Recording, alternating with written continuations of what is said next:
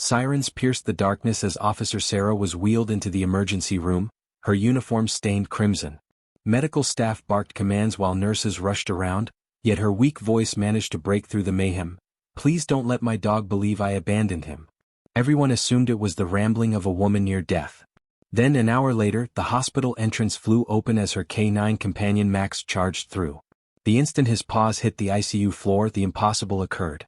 Flatlining monitors suddenly began beeping. Her heartbeat grew stronger, her fingers moved, and amazed doctors witnessed a dying officer's eyes flutter open. Simply because the one being she was determined to live for had finally reached her. The town lay still that evening. The type of quiet that always put Officer Sarah on edge. She remained in her patrol vehicle, her faithful K9 companion Max positioning his head next to her. The radio suddenly buzzed. "All units respond to active robbery. Armed suspects." Sarah met Max's gaze. "Time to move, buddy." Arriving at the alley, everything unfolded within moments. A figure exploded through the store's rear exit, gripping both a weapon and money bag. Sarah called out, "Police!" "Drop the gun." Instead he opened fire. Max launched forward, barking wildly. Sarah threw herself to protect him as a bullet ripped into her shoulder. Everything turned, agony blinding her, yet she maintained her grip on her weapon. "Back off, Max," she wheezed, clutching the injury.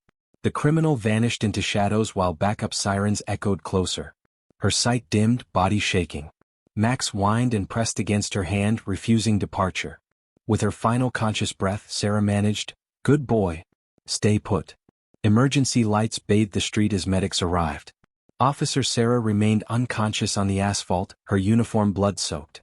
"We're losing her," a paramedic called out. Max barked desperately, attempting to reach her while an officer restrained his leash. "Calm down," someone shouted, but Max persisted. His gaze remained fixed on Sarah, instinct preventing him from looking away. In the ambulance, medics struggled to keep her stable. Pulse dropping. She's slipping away. Sarah's head shifted as her lips barely moved. A single word escaped, "Max." Even while suffering, even dying, her initial concern remained her partner. At the hospital, pandemonium broke loose. Medical staff surrounded the stretcher, calling out readings and preparing for urgent surgery.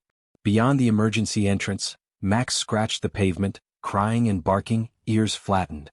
The police chief attempted comfort, crouching near the anxious dog. "She's getting help, boy. Trust me." But Max didn't grasp promises. He only knew devotion. Hours elapsed, yet he never left that entrance. Rain started again, but Max remained, listening for her voice that wouldn't come. The hospital hallway was shadowy and hushed when Sarah finally regained consciousness. Reality seemed far away, the steady monitor beeping, faint cleaning solution smell, and dull pain radiating through her torso. Momentarily she couldn't recall events. Then memory flooded back. Gunshots, agony, Max's barking ringing in her mind. Terror struck. She attempted rising, but shoulder pain forced her down. "Easy." A nurse approached quickly. "Officer, stay still. You're secure now." Sarah shook her head weakly. "Where's Max?" she breathed, voice shaking. "I must see him." The nurse glanced nervously at a nearby doctor. "Ma'am, animals aren't permitted in intensive care," he explained softly. "Your department is watching him." Tears formed in Sarah's eyes. "No," she whispered, clutching the bedsheet with her uninjured hand. "He'll assume I left him. Please bring him here." Her voice broke with desperation as the heart monitor spiked, pulse climbing rapidly. The doctor scowled. "She's experiencing distress," he mumbled. The police chief stepped up, voice quiet but determined. "If her partner's presence keeps her alive, then get that dog." The nurse wavered. "But regulations, that's an order," he stated. "Bring Max." In the waiting area, the German shepherd's ears lifted as though he sensed something. His partner needed him. The ICU entrance opened and all attention turned. Nurses stopped, doctors gazed, then came the sound of claws tapping tile. Max, the German shepherd, entered alongside an officer, eyes focused solely on the hospital bed. The mechanical beeping, harsh lighting whispered amazement. Nothing else existed. Seeing Sarah, his tail dropped and he softly whimpered. Breaking from the leash, he hurried to her side, gently placing his head on her arm. For one moment, silence filled the room. Then something extraordinary happened. The monitor steadied. Her heart rate, dangerously irregular moments earlier, normalized. Color returned to her ashen face. The charge nurse blinked, stunned. Her readings, they're getting better. The physician moved closer, wordless, observing as Max licked her hand and nudged gently. Sarah stirred, eyelids moving. Then, in a delicate voice, she whispered, "Good boy, you made it." Quiet descended on the room. Nurses shared looks, some holding back emotion. Max stayed motionless beside the bed, breathing in sync with hers. The attending physician finally spoke, voice unsteady, "I'm uncertain what occurred, but whatever this is, keep that dog exactly where he belongs." For the first time since the shooting, the room felt less like intensive care and more like hope had arrived on 4 paws. Days became nights, and defying all medical expectations, Sarah started healing. Physicians termed it uncommon. Nurses called it extraordinary. Each dawn, Max was brought to her room, and whenever he lay beside her, her vitals improved almost immediately. Her body seemed to respond to his nearness, his heartbeat matching hers, his presence calming her fragile breathing. Dr. Patel, the head surgeon, examined the monitor incredulously. "Her healing has accelerated since the dog arrived," he muttered. "This is unprecedented." Hospital workers dubbed Max the miracle worker. Even patients throughout the ward smiled seeing him walking confidently beside nurses, leash catching the light. One tempestuous night, as thunder rattled the structure, Max suddenly awakened from his bedside spot. His ears perked, body rigid. Then he started barking, loud, urgent sounds that rang through the unit. A nurse hurried in, alarmed. Within moments, the oxygen line connected to Sarah's nose had loosened. Max's alert came perfectly timed.